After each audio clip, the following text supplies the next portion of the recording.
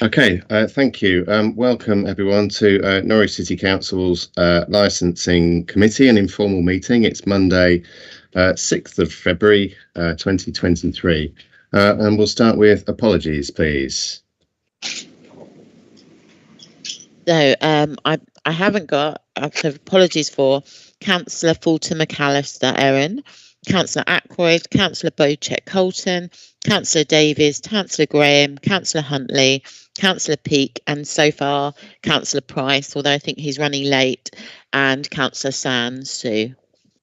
Okay, thank you very much. Any declarations of interest, please indicate.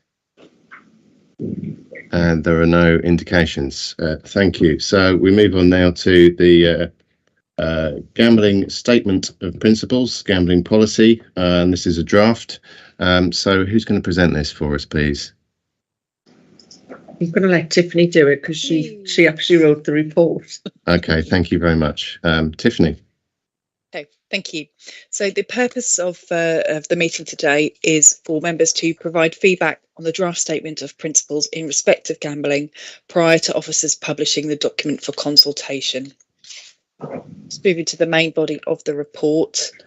Gambling statement of principles sets out the general approach the council will take when carrying out its regulatory role under the Act.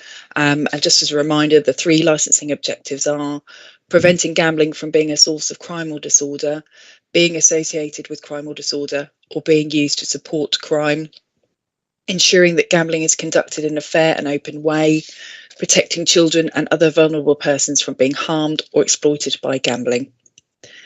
The Gambling Act 2005 specifies that local authorities should aim to permit gambling, provided it is in accordance with the Code of Practice and guidance issued by the Gambling Commission, reasonably consistent with the licensing objectives, and in accordance with the Gambling Statement of Principles. The current Gambling Statement of Principles was adopted by the Council in June 2020 and published in July 2020.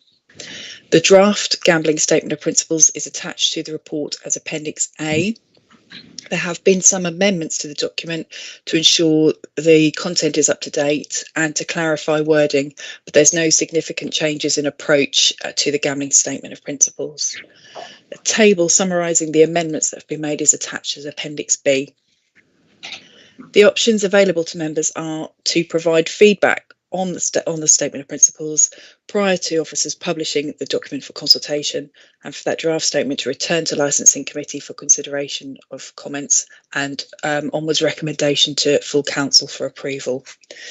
The other option would be to continue with the current Gambling Statement of Principles, which wouldn't be in compliance with the statutory requirements. Just on the consultation, the legislation specifies those persons and groups that the council has a duty to consult with. If the committee approves the proposed statement, there's a 4-week consultation period, shorter than on previous reviews, but the length of time is felt appropriate because of there's not being any significant changes to the policy statement. There are statutory consultees, and there's a list of responsible authorities and other kind of residents groups and people who subscribe to the notification emails as well, who will all form part of that consultation. Any comments received will be analysed and changes incorporated as appropriate, and the Licensing Committee will be asked to agree the final version, and the revised Statement of Principles will be presented for approval at full council. There is also a statutory requirement to publish a notice of the intention to publish that statement, which can then come into effect after a month. So that's after it's all been agreed at full council. There's another onwards month advertising period, if you like.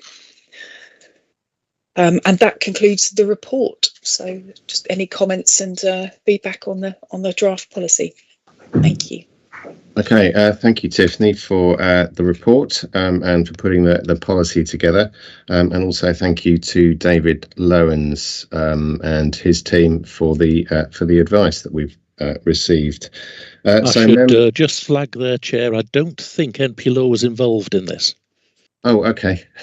Right. Okay. So Tiffany, the changes that you've made, you've referenced changes in legislation in order to make the changes. Is that correct?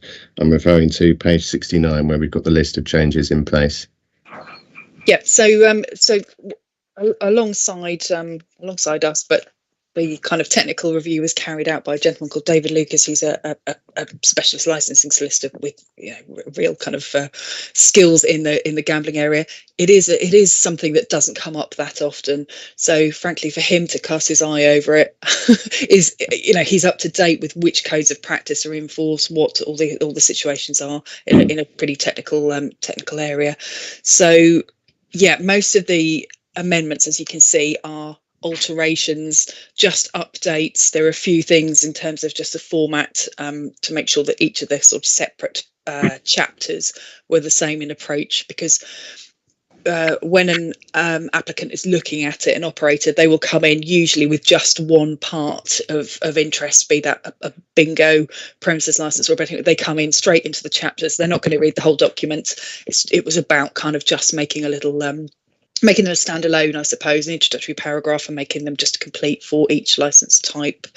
And yeah, as you can see, updates to legislation changes that have occurred, and there are those supporting documentation of codes of practice and so on, to making sure the links all work, practicalities of those sort of things as well. And yeah, just clarifying anything that needed an update as well. Okay, thank you very much. Thank you for pointing that out, David. And separate thanks to our consultant for working with the council on this. Okay, so members will have the papers, and they'll have had a chance to both refresh their minds of the policy that we set in 2020, with particular reference to the amendments in Appendix B. So I'll take any questions on the whole policy. And then any of the amendments, and basically any comments, please. So I'll start with whoever puts their hand up first. It'd be probably, because I can't see all of you on the screen, if you put your raise your hand in the system, please. I can see councillors Shmira and Kat, so you can put your hands up from where you are. Sorry, it saves me having to get up and go up. Yes. Do you mind if I put my hand up and start the... Yes, you start, please. Thank you.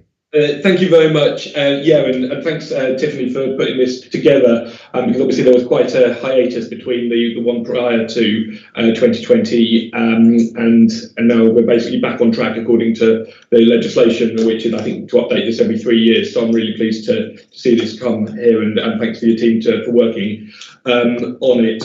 Obviously, in that time, gambling has changed considerably.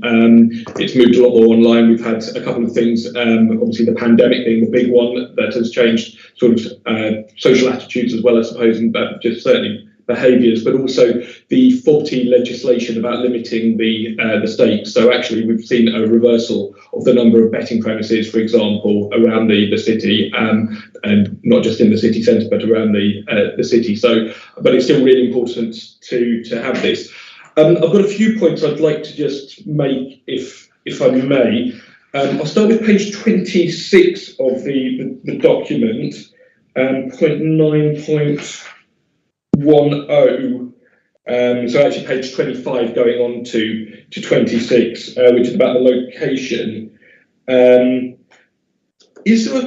Could we in there put a reference to the local area profile that we mentioned, and that sort of goes along with this here? Because you mentioned, for example, on page 25, the authority will pay particular attention to the protection of children and vulnerable persons from being harmed or exploited by gambling. And in the local area profile, for example, it does have information about socioeconomic factors, like unemployment rate and homelessness, for example. So is there a way we can put reference in there, please? I don't see any reason why we shouldn't put a link in there. Yeah, Tiffany, perhaps you can note that for us. Yep, that's fine. Did you just made reference to the local area profile? Is there a particular paragraph that you wanted to link through? Well, I mean, there was a lot of it, so it would be quite... Yeah, exactly. Yeah, just. I think just having it more generic about the local area profile. I did have it up on my screen, but yeah, I mean, I think rather than going through, I mean, I don't think, for example, ethnicity, for example, is needed, but there are bits on educational levels, unemployment levels, but I think a generic one is probably best. Maybe we could have a short sentence describing what people will find in that local area profile.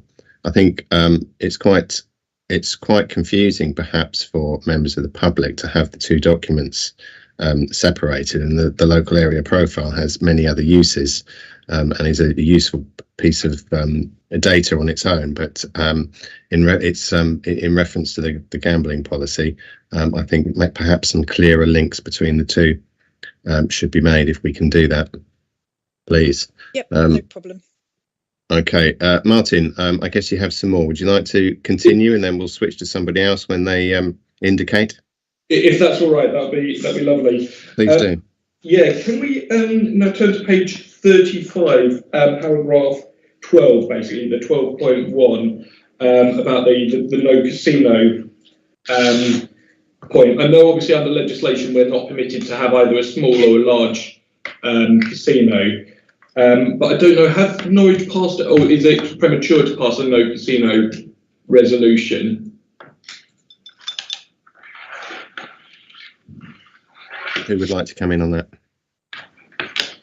Well, there isn't the option to do that at the moment. I think it's the legislation is preventing that. I think if there's a change, then clearly that would be a sort of a separate issue to be considered in light of a change, whatever would cause that change in circumstances. So I don't know, David, do you have anything extra to say on that? It is. No, we have no casinos. Currently, we're not allowed to have a casino. So a statement there's going to be no casinos is effectively already in existence. Okay. Yes, I think the paragraph itself on page 35 covers any possibility of that legislation changing, so that we can make our own change if necessary. Okay, anything further? So, Leslie? Do we need to reaffirm that statement if we're reviewing the policy? Yeah, I think the answer there is the fact that because the legislation at the moment means that we can't have either a small or a large casino, that there isn't a need to have a no casino policy. But just for the point of view of maybe the minutes, obviously, from my point of view, I'd be very keen to have a no casino resolution and maintain the fact that Norwich is a casino-free local authority. But I don't think that's necessary to make any amendments in that case to this document. No, it would appear not, and I think when we have discussed this issue in the past, it's been a fairly unanimous agreement amongst members on this council. So I think leaving it where it is probably the best place, unless there's a change, and then we can intervene. I'm quite curious. Sorry to interrupt. What is the legislation that prevents us as a local authority having a casino? Just curious what that is. Good question, Councillor Kidman. David, please. Councillor Stutely. I'm going to guess 12.1 when it flags the gambling geographical distribution of large and small casino premises licenses order 2008. But I have to flag I've not read it. Yeah, it is. It's the one that I think from memory, I think there were existing ones. There was like Blackpool. There was a super casino one granted for like Manchester City's ground or something. There were several locations identified. So there was an awful lot of work about where they should be, what should work, and so on. So I think it's Blackpool, Southend, maybe Brighton and stuff. There are areas that have been looked at and identified as suitable, whatever those criteria are, and they are listed in that legislation as permitted to. So yeah, they were kind of special research project to have that. Okay, so Norwich is not considered suitable location within that legislation. Okay, thank you. Councillor Schmira, would you like to carry on, and then perhaps I'll chip in with a few myself, and we'll come back to you if you've got some more. Yeah, just to answer also Claire's point, I think the closest one locally is Great Yarmouth, for example. They are allowed to have a casino, but Norwich was not selected as one of those areas. Then I've got the final point I really kind of want to make, and I don't know, this is where I suppose I'm looking at David as well as Tiffany for some legal maybe guidance, is about, I think it is page 37, about the betting premises. I think perhaps 14.2 is perhaps the best one. Obviously, at the local council, we have to provide facilities for betting. That is part of the legislation, and I totally understand that. But it needs to be in accordance with the gambling statements and the aims of the gambling policies, which is sort of prevention of harm for young people and vulnerable people. Is there any way, and this might be a planning issue as well, I suppose, about advertising outside of gambling shops? So, for example, you walk down the high street, you will see outside each of them, like, bet £10, get £140. That kind of, to me, screams like it's encouraging gambling. If you're just saying this event is on, this football match, but by actually specifying an amount to bet and an amount that you could win. One of the things I understand for the vulnerable people is betting more than you want to bet.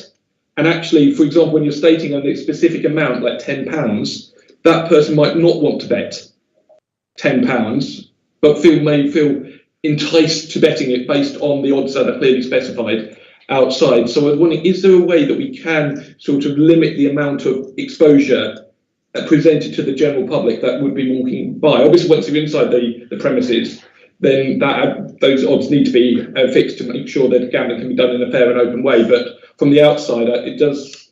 It doesn't sit easily with me. Thank you for that question. I think from a point of view of perhaps the license holders, they would suggest that putting an exact amount on what you could win is fair and open. Because it describes exactly what you could win. But I take your point, actually, and it is an enticing form of advertising. So David, perhaps, or Tiffany, have you got any comments on that, please? Sure. We will, under 13.4 already, consider notices and signage. Okay. Is there any way to specifically add a criteria for advertising in the windows? I would think it would be difficult. Each matter has to be considered on its own merits, and you have the overriding objective anyway to permit gambling, save as contrary to, etc. Frankly, I think you are quite useful with that degree of flexibility, without being more specific. But that's just off the cuff. Yeah, okay. I think Councillor Schmira is making the point that that we have vulnerable people and people who are perhaps trying to not gamble if they're in the location of these shops, and if they see such messages, they may be very enticed by that, especially if it's football matches and they have a particular football team that they support. I can see some issues with that. So I wonder if we can take that away and look into how that might be tightened up, if indeed it can be, as part of this process. Yeah, I mean, just quickly looking at, so the licensing codes of practice cover all sorts of things, and that is so that the system is a kind of layering thing. So the operating licenses are issued by the Gambling Commission.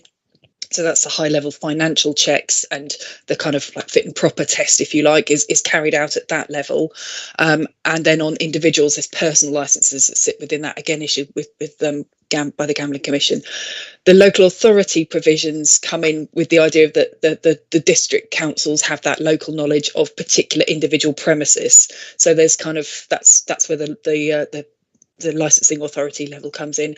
There are codes of practice that do cover marketing and whether things are fair and open provision. I have to say, without research, I do not know if that covers exactly the wording of what's outside shops and so on as well.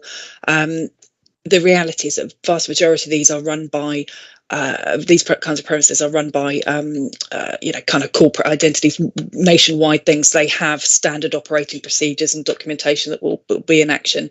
Off the top of my head, I don't know if that covers the area that the council was just referring to, but we can certainly have a look at it and come back. It would just need a bit more research. They do exist, but the exact wording of it is not something that I'm familiar with. Yes, thank you. As you point out, it's very commonplace for this kind of advertising to be in the windows, yes, and they're usually nationwide, well-known gambling outlets. Okay, so yeah, it'd be interesting to see if you can have a local policy relating to advertising.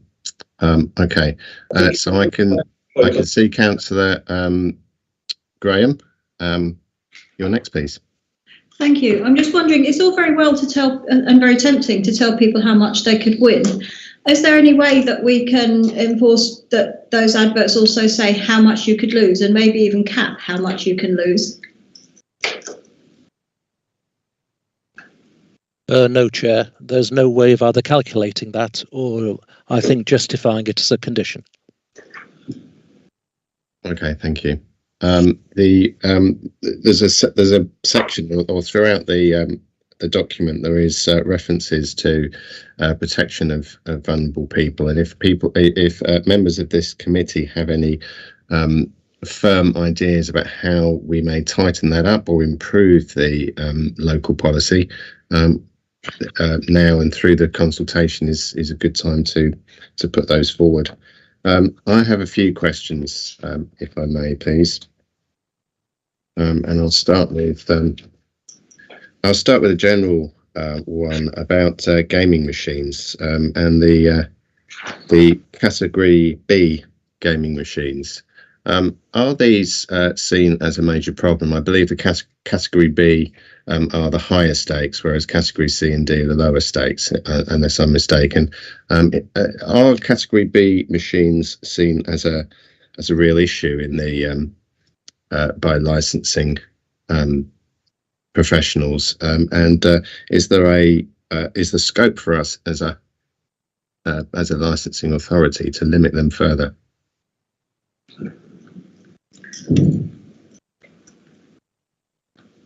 That's for Tiffany or David, please. So the types of machines are limited, are restricted to the types of premises which is set out. So that is unchangeable. You're not able to influence that in any way. In terms of whether they are found to be an issue, I have to say, enforcement wise, real locally in city, I don't know. We haven't got that information at the moment. They're not. The premises have obviously been subject to closure and all that sort of thing as well. We don't have any up-to-date information on whether there's particular issues. We haven't got any up-to-date information as to whether any test purchases have been carried out prior to the pandemic. That kind of information would be shared if there've been any issues have been picked up and so on. I'm not aware of them being a specific issue, but that's not to say that they are not. They're always another area that could do with extra inspections and kind of monitoring as well. Yeah, I understand that the Category Bs are the high stakes, perhaps £5 plus per spin, so you can lose a lot of money very, very quickly with those. Councillor Schmierer. Can I just come in on that? As I understand it, the legislation changed in 2019, which is part of the reason why a lot of the betting shops closed down, where it was, you previously, as you mentioned, Councillor astutely, an option to lose £100, if I remember correctly, per spin. That's now been limited, as I understand it, in 2019 to £2 a spin. I think you mentioned this on page 67 of your report, the amount. I just wanted to check the date actually of that, the maximum stake. You put January 2014. I'm pretty sure the legislation hadn't come in by 2014. It was still only being discussed, and it only came in April 2019 on what they call fixed odds betting terminals, or FOBTs as the industry calls them. So maybe that's something to take away, Tiffany, to look into that date. Yep, sure, I will do. Okay, thank you for referencing that page 67, where the gaming machine categories are set out. It's B1 that's £5 and B2 is £2. Okay, thank you. Okay, so page 14, the stakeholders. There's a list there of consultees. There's very little there in the way of mental health groups there. Is this an exhaustive list? And are mental health charities and groups involved specifically, please? It is not an exhaustive list at all. They are kind of slightly, kind of generic for purposes of being including that in that document. I have obviously what was the consultation group last time, and I have requested it again. So the kind of communities team do have a residence group list, and they've got a list of all the kind of active groups and organisations within the city. So I've asked for, and I'm awaiting the up-to-date list of that. There are specialist gambling support, so the addiction services and so on. We have got those listed, and we can add to that if there is anything you specifically wish to be included. Citizens advice are within that as well. And through to public health and the get the right thing, it's CCGs now, aren't they? Clinical commissioning groups and so on. So that's the kind of current layout. If there's anything else that you think would be helpful, then that's, I'm more than happy to add that to the consultee list. Okay, thank you. So again, that's a message to members. If you have any further ideas or just wish to put anything forward separate from this meeting during the consultation, just to ensure that we do reach everybody that has an interest in this subject. Okay, on page 15, we have perhaps one of the first of the links to the local area profile. I just wondered if we could look into having short links on this for those that are reading a printed copy, so that they can type in the address, so norwich.gov.uk/ something easy like local area profile, which can then forward to the main one. That would be very handy. I have a few more just highlights and comments. In terms of enforcement, do we currently hear from, do we have many complaints about the current premises that we have in the city? And if so, to what extent are we receiving them, please? That is page 20 onwards. Enforcement.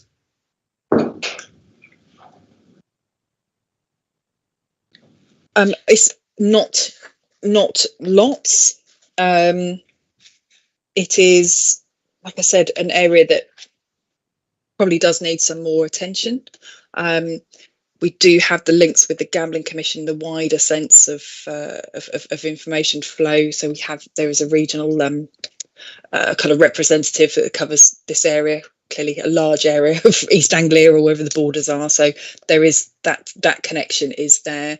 In terms of enforcement in individual premises, no particular problem identified through complaints received. It's not an area that does receive many, but as I said previously, probably would benefit from actual individual premises visits as well. Okay, thank you. And to what extent are our premises obliged or required to, once they've identified an individual, a customer with a problem, to what extent are they obliged to provide assistance to that individual? Are they able to, or should they contact the authorities to help prevent a serious gambling problem? Yeah, so that's one of the issues covered by the license codes of practice. I can circulate that specifically if you're particularly interested in it. They are quite large. It depends on the type of premises and so on. If you bear with me a second, if I just get that up on the screen. So they have whole sections on combating problem gambling, and then again by sector specific information. So they have to have policies and procedures that promote socially responsible gambling. They have to make financial donations, like kind of charity donations into research and so on as well. Again, this is all the kind of higher level gambling commission enforcement and administrative stuff. So those things do exist. In terms of individual responsible gambling management, as they always refer to it. So they have premises based. So they are staff training, I think is the nub of it really. So they have the staff training in place to identify customers who could be at risk of experiencing harm, knowing how to deal with it, and to I think they signpost to gambling charities and support awareness. They have self-exclusion programs as well, so that people can be encouraged to limit themselves or to not be entering premises and stuff, which is kept under review and so on. So it is a staff-based, an individual-based kind of arrangement as to how they manage that. That's all voluntary, isn't it? It's a self-managed and voluntary process. Is that correct? For the individuals concerned, or for the premises? For the premises, or are they conditioned to signpost people? Yes, they are required to have the policies and to operate those as part of their kind of license package, if you like. Okay. So yes, they have to have those things in place and kind of be making those things happen in each of the individual premises as well. Okay, it would be interesting to know how many referrals that the premises that we have in the city are making, because like perhaps a number of members here, I can think at the time I've been involved with the council of several people who've had serious gambling problems in Norwich, and it'd be interesting to know how many referrals were actually made from our premises. Is that a figure that we can find out? We can certainly ask. I don't think it's going to be relevant to the policy document itself, but sort of, for future information, we can certainly see if we can find that out. Yeah, it might be relevant in terms of tightening up the conditions that are applied. Okay, I'll leave that with you as an officer. Thank you.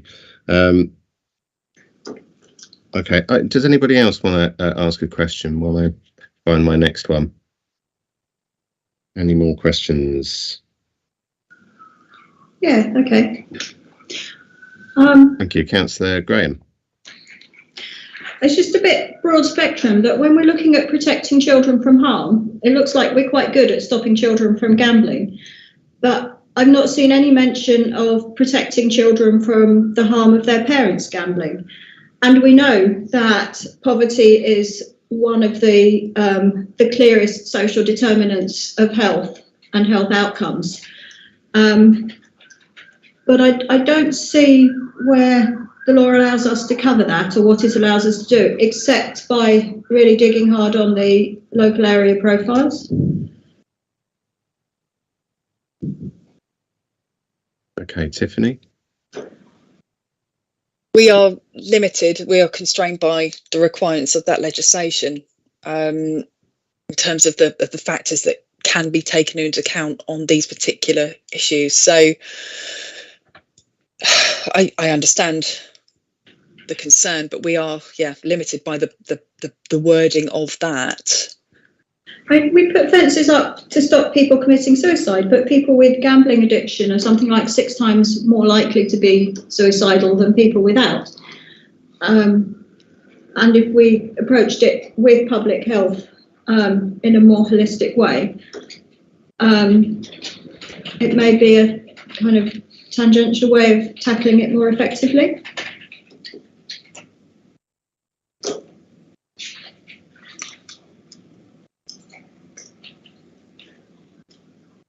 Okay, Tiffany, any further thoughts? We are limited by the wording of that legislation.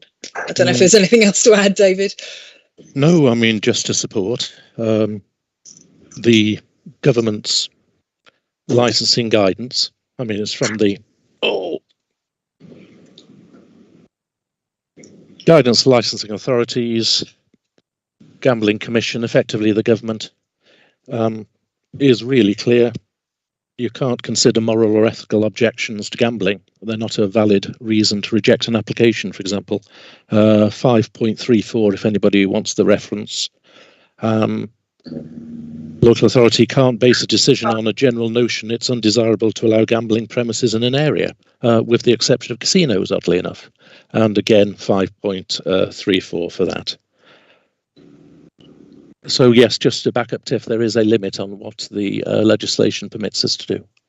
I think calling things ethical and moral is a good way of discounting them, but actually, from a safeguarding perspective, we must sure that the safeguarding not trump quite a lot of other things.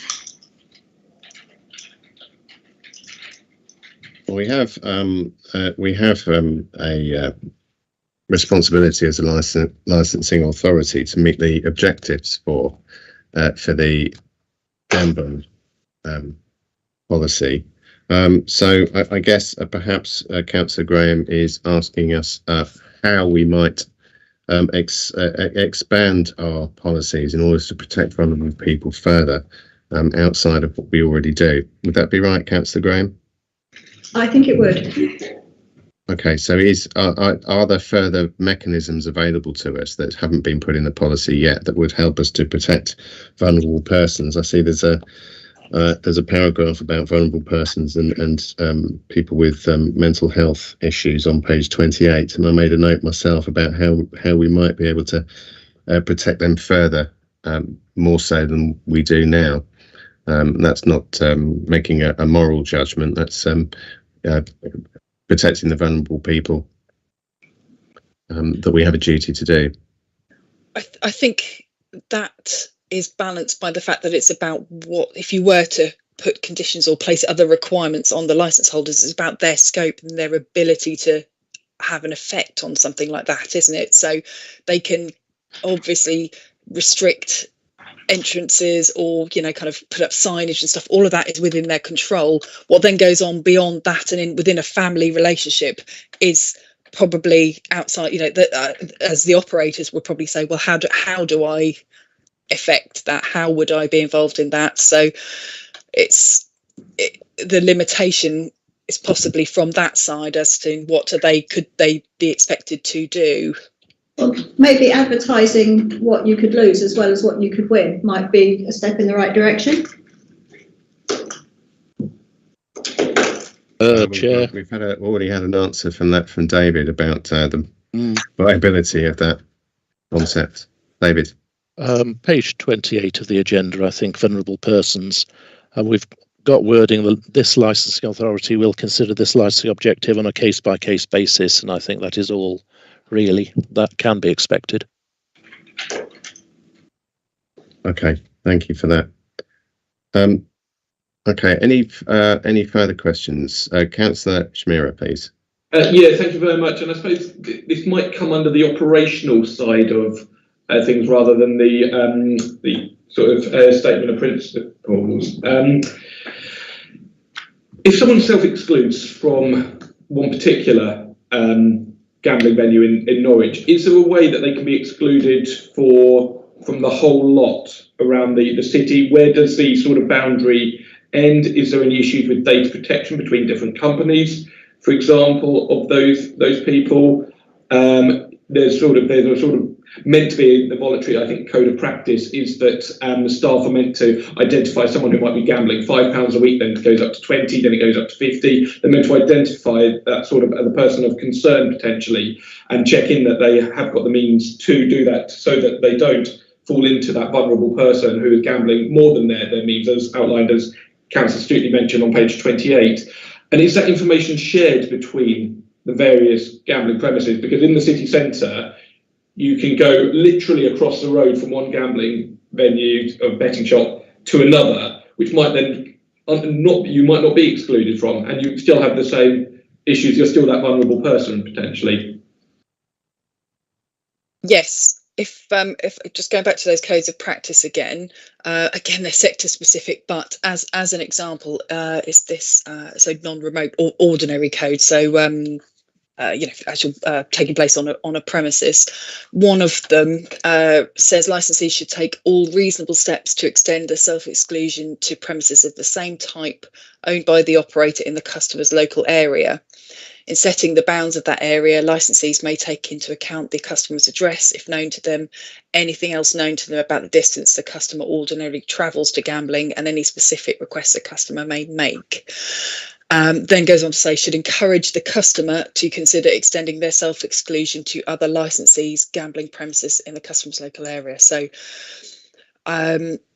I'm sure there are GDPR issues within that, data protection and so on, but there's at least an encouragement of pointing out that that they may want to do that. I think we're back into the realms of what's within the reasonable scope of expecting those people to that premises to be able to do. So yes, that does exist in that kind of information sharing within the group, and to encourage the customer to do the same as well. Obviously flawed if somebody wants to continue. Yeah.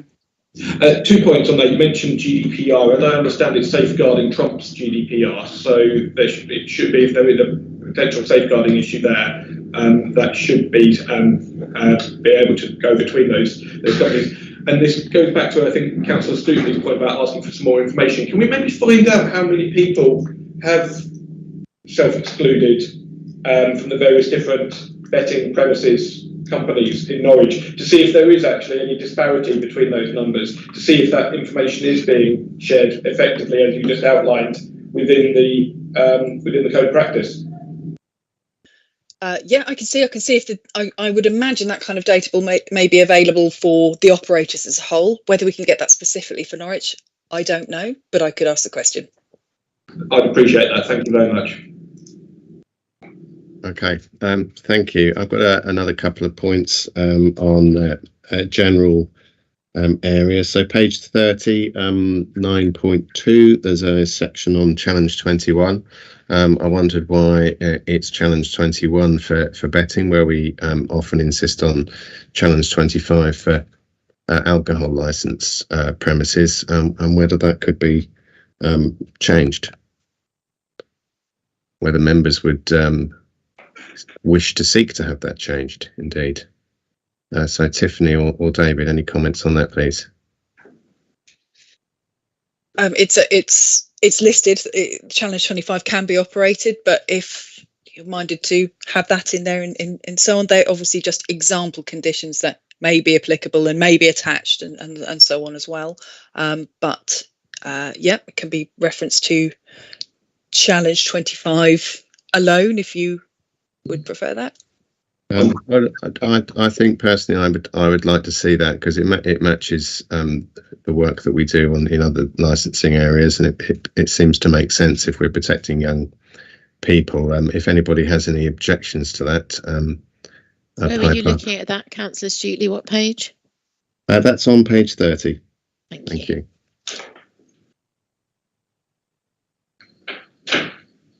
Okay, and another area that I'm interested in, page 38, 14.4, the self-service betting terminals.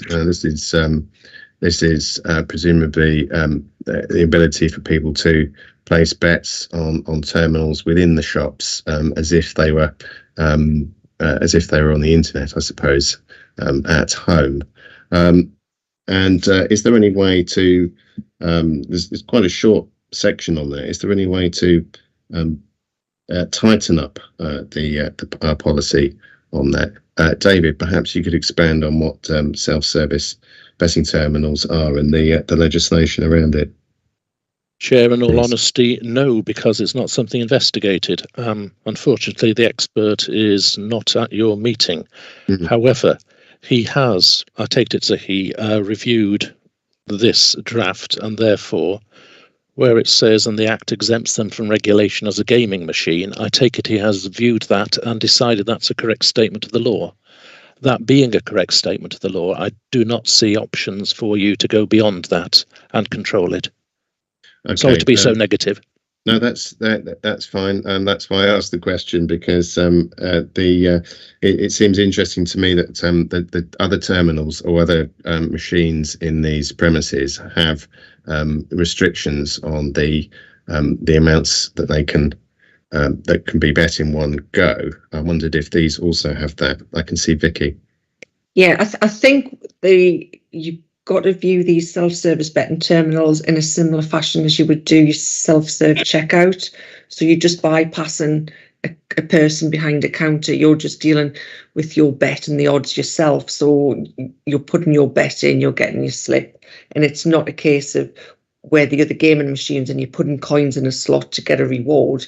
You're actually betting on live events as opposed to just putting money in after money after money. So that's why it's they're not classed as gaming machines, because it's not a game. It's just taking away or automating the process that you would normally do it with a cashier. Okay, but presumably people can continue to place bets on those, and okay, it'd be interesting to know how they work, because I personally haven't been in a betting shop for a very long time, and I'd actually maybe I'll do a secret shop and see how these machines work. Okay, thank you for that. Just in that first paragraph, it says the Act provides that a machine is not a gaming machine. Just double checking that it is. It's section 235. In case anybody's really interested, of the Act provides that it's the machine is not a gaming machine. So that definition is within the legislation. The Gambling Commission guidance goes on to say they are, as Vicky said, automate the process and are not regulated as gaming machines. They can have them. There's no restriction on the numbers being used and so on. But again, these operating license conditions kick in, whereas they have to supervise the terminals to stop that, make sure they're not being used by under 18s. So there is some control of them, but not in a way that is under the legislation. It's kind of under the expectations of the conditions, and then it does go on to say if there are issues and problems with the use of those, the Commission could investigate further if they're sort of failing to comply with those conditions as well. So kind of strangely regulated, but in any case, it's a Gambling Commission level operating license enforcement level. Okay, thank you. It's interesting. These are interesting machines. I am interested to see how they work, and especially once you've placed your bet, what you see on screen, whether there's encouragement to place more bets. That seems to not be covered in this particular thing, unless it comes under notices and signage. Okay, that was more of an observation really than a real question. Okay, anybody else at the moment? Yeah, this is a very minor point on exactly that thing, that particular paragraph. Actually, I think it's 14.5, and I was pleased to see about the condition there.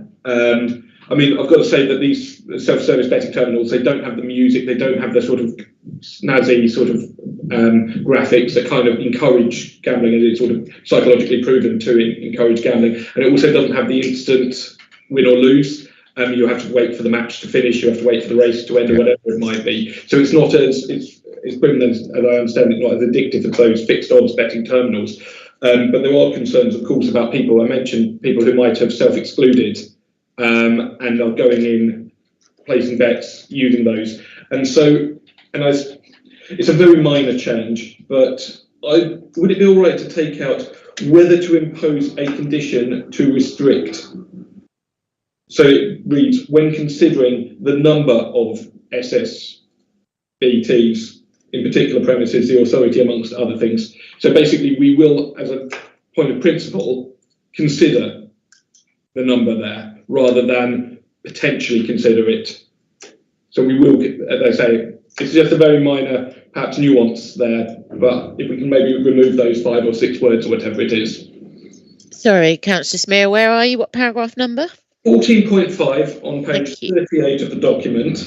Change when consider, so it's the, I think, second sentence, when considering whether to impose a condition to restrict the number of SSBTs, that self-service betting terminals, in particular premises, I would like to change that to when considering the number of SSBTs, in particular premises, the authority will. So we will, at the point of principle, and by default, consider the number.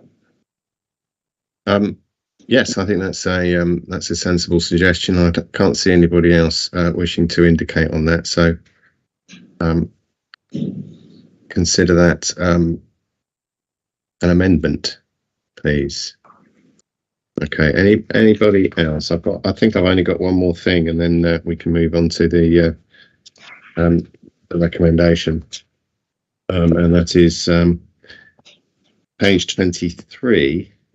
The general principles. There's a list under 9.2 that goes on to page 24, and it says reasonably consistent with the licensing objectives, whereas all the other bullet points there are in accordance with. I just wondered whether we could tighten up that rather than have reasonably consistent, basically have in accordance with. I will, if somebody could quickly check 153 of that, but I have a feeling that's a direct lift, Chair. Okay, does that mean we can't change it? It does, Chair, yes. Okay, thank you. Right, that's that one then. Okay.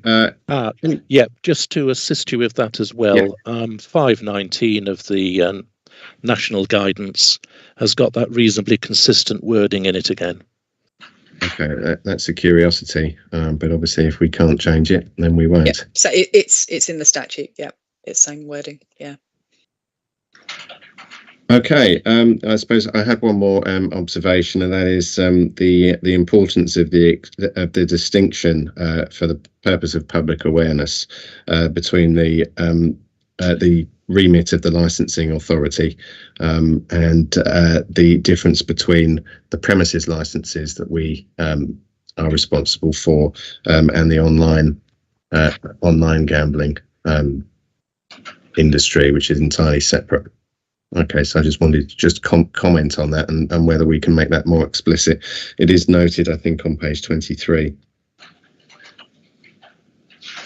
Okay, Councillor Schmierer, please.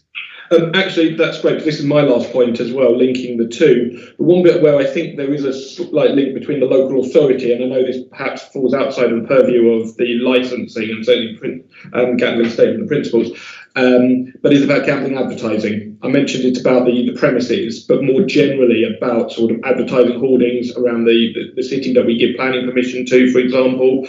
Obviously, at the council, we did pass a sort of censure of harmful advertising, and I think we specified in that gambling as one of those.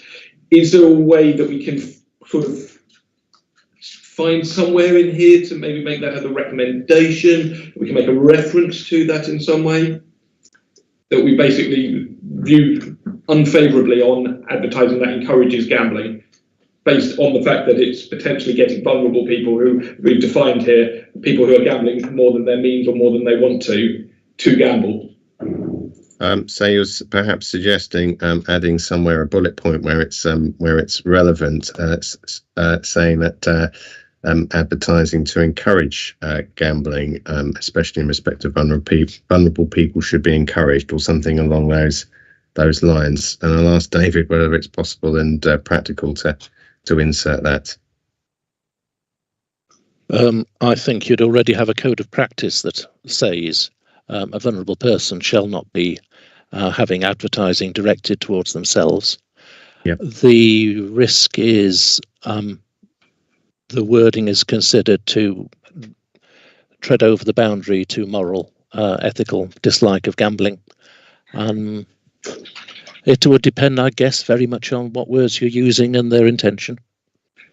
Okay, so that's something to give some thought to for the consultation process. So just a reminder that this is an informal look at the draft document, which will come back to us in its final form following the consultation. So all members are able to feed into that consultation after this point, and especially if you spot any typos or anything like that, please flag them up separately, and any further ideas put forward to the team, please, through the consultation. Okay. Any other comments? I've got a final question, I suppose, and that is about the local area profile. That's a question on whether that local area profile is up to date, whether it's maintained regularly, and whether there are any plans to expand it, and it's the features of the system, please. In particular, I referenced when this was put together, probably 3 years ago now, there were plans in place to expand its usage and the data that goes on there. So, for example, full licensing, the full documentation for licenses, including the plans and everything and conditions. Tiffany. Well, the short answer is that the software we have doesn't do that. It comes from the database that we have, so it still has that summary arrangement. So the kind of content, the layout hasn't changed. It is, I think it's quarterly. The data is updated on it. Obviously, it clearly changes almost on a daily basis, depending on what applications are going through. And it's run as a report to upload that each time. So it is still in the format as was designed, but the limitations of that are really what we can do with a kind of public register in terms of the software. I'm looking at Vicky a bit because I think it's something else that the database we have, I think, does have additional functions in things such as this. There's lots of mapping and the mapping functions that go along with it. Whether they are fully employed to the full ability of it, I don't know. I think there's still a lot of work to do to make better use of the data we do have. So yeah, the answer is no. At the moment, it remains in the same format. But if we could make it better, then we would obviously look to make those improvements as time goes on. We are looking at a digitalisation programme for the service area in the next sort of 18 months. So then that's something, or one of the areas we can look at, because there's certainly a lot of improvements we can make to the data that we store and how we handle it and what we measure. So, we look at that when that comes time. Okay, I think from a member point of view, having more detail available to us, and I think members of the public as well would like to see more detail on the premises, whatever type of licensed premises are in the city, and the complete set of conditions that are attached to those premises would be useful for all sorts of reasons, but especially when it comes to enforcement, and in this case for gambling applications. Councillor Schmierer, please. Yeah, on that point, exactly. You've mentioned two things. On the website, you say it gets updated quarterly, so that might, if you say you haven't updated it regularly, you might want to get rid of that reference on the website, or you might just want to put on an ad hoc basis or something like that. The other thing is about the updating. It still uses quite a lot of 2011 census data. That needs to obviously now be updated as and when we get the real details down. But the headline figures are there, as I understand it, down to the sort of ward level or division level. So that would be useful to make those changes and those updates sometime in in the next quarter, certainly. Okay, thank you for that observation. Yes, I think keeping the records up to date is good, and hopefully we've got staff that are able to do that in the outside of the licensing department, noting our resourcing issues in licensing. So I believe we've had some of the IT help us with a lot of this, and one person in particular whose name escapes me at the moment, but hopefully we can catch up with them and make some minor improvements. Councillor Kidman, please. Thank you, Councillor Stutely. It's just it might maybe a generic question and something I'm curious about. Obviously, there are all sorts of different gambling premises, from bingo halls to betting shops. Is the premises opening hours dealt with on a purely case-by-case basis? That's it. Logically, yes. On every application is dealt with on case by case. Yes. Okay, and there's also the planning rules on opening hours that may affect that too. Okay, I did have one more question, and that is fees for license issues under the Act, and that's on page 22, are set in accordance with the statutory and other legal provisions. Fees are approved each year by the full council and are published on the council's website. So I assume we have those fees there, but I just wondered how and where are the fees agreed? Is this within the annual budget or elsewhere?